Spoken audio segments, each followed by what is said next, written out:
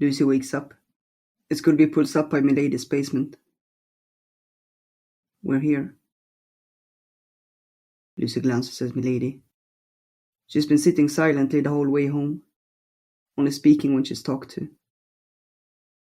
Lucy doesn't know what the wizard did. Only that Milady changed after that. She's different, somehow. Milady stumbles out of the car without a word, and Gulvi looks at Lucy. You can come with me if you want. Lucy shakes her head. No. She steps out and takes Milady's arm. I'll help you. She's not angry any longer. Not even with Milady. Gulvi told her what had happened to her. She had met Milady before she became a magician, when she was still called Jenna. And Gulvi had told Lucy that Milady hadn't had any friends. And Rat had tricked her, and some other street kids had tricked her too. Gulvi had found her huddling on the street one day, with no money and a bruise. They had taken everything from her.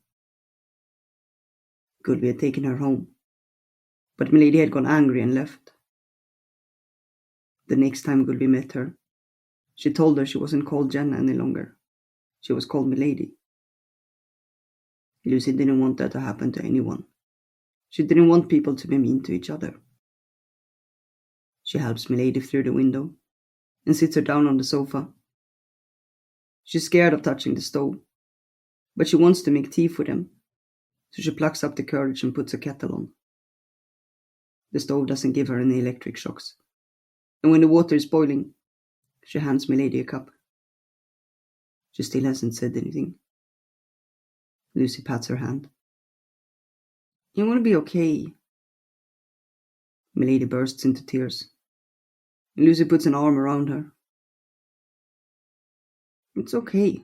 I'll take care of you, Milady. I'm Jenna. She weeps quietly as Lucy holds her. And after a long while, she quiets and leans back on the sofa. Her eyes are closed, and Lucy takes a blanket and wraps it around her, and then climbs into bed. She wonders what her parents are doing now. Probably working, like they always did. They never had time for her. She wonders if they even noticed that she's gone. No one else will miss her either. She never had any friends. Only the books and the movies. Those were the only friends she's ever had. But she wanted to find real ones, just like in the movies. So she ran away. She wonders if she will find any. She wakes up before Milady the next day, and she's brave enough to make them another cup of tea. Milady stares on the sofa and sits up. Or, she's not Milady any longer. She's Jenna, she said. She gets up and sits by the table. Thank you, she whispers. They drink the tea in silence, until Jenna says, We need to close the portal. Now we can do it, the deal with the Shadow Man is gone. How do we close it? The veil is still thin. We can do it from here. Jenna prepares the room, and in the evening, takes Lucy into it. It's a magical room that Lucy hasn't seen, but Milady has been in it a lot. Lucy is a bit afraid, but Jenna is different from Milady. She doesn't think she will hurt her. This time, Lucy can see the guardians.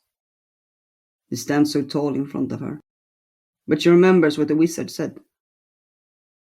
Jenna is trembling beside her, but Lucy takes her hand and says, It's okay. Jenna frowns, looking at them as if she saw them for the first time. You never had any power. The guardians start to shift then, taking on new shapes, each one more horrifying than the last. But Jenna walks past them, and Lucy follows. They land on the same street as last time, and Jenna holds Lucy's hand as they walk towards the house. The shadow man is there inside, waiting for them. So, you're more powerful than I thought. You found a way out of our little deal. I'm impressed. He smiles.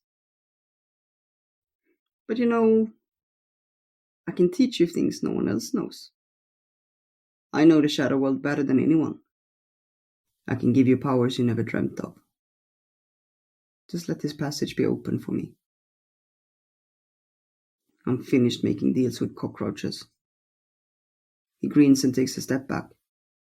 So show me then. Show me your new power. Show me how to close this portal. Maybe you're not as impressive as I thought. Jenna takes a deep breath, raises her arm, and casts the spell. The portal doesn't close. She glances at him, eyes wide with fear. She casts the spell again, but nothing. The shadow man laughs. Only I can tell you how to close it. She screws up her face, lifting her arm again. No, wait! Lucy takes hold of her arm. She sees what the shadow man is doing, and she sees what the wizard talked about. This portal isn't natural. It's a wound between the worlds, and Jenna is making it stronger each time she casts the spell. The unbalance grows, putting the roots deeper and deeper, connecting the two worlds. It's a trap, don't you see? Jenna lowers her arm and looks around, unsure. This new magic isn't about spells and power. Then how? I don't know any other way. You do. Milady didn't, but you do. She takes Jenna's hand and holds up her own against the portal. She can feel the flow between them, and she hears the shadow man stop laughing. Jenna raises her hand, and Lucy can feel the flow double, and the portal is shrinking. It becomes a whirlwind, and the wind is whipping through the small cabin. Something black flashes by, and Lucy realizes the shadow man disappeared into it.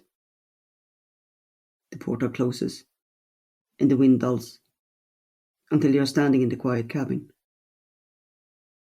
Jenna's trembling. She stumbles and falls to the ground. Lucy lowers herself next to her. We did it! Jenna smiles weakly. I'm sorry for what I did. Thank you. And I do want to be your friend, if you still want me. She takes Lucy's hand, and she helps her stand. The ground trembles. We need to go. She rounds out with Lucy, and the world, wherever they are, is coming apart. The sky is dissolving, and the ground has patches they need to leap over.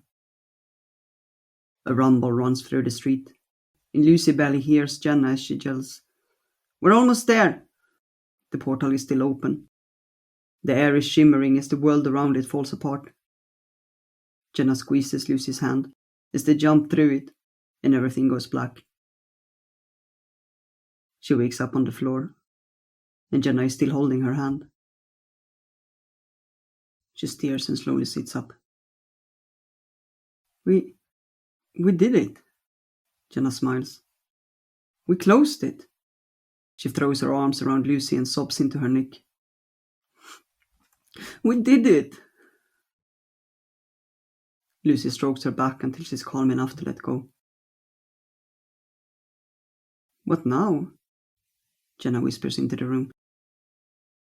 Lucy understands it's not a question of what they will do today, but how they will go on from now. Lucy is not sure what she wants to do, just that she wants to stay with Jenna. I've always wanted to do something with flowers, Jenna whispers. We can start a flower shop. A flower shop? Yeah, sell flowers. Jenna laughs. It's the first time Lucy has heard her laugh. Yeah, why not? We can start a flower shop.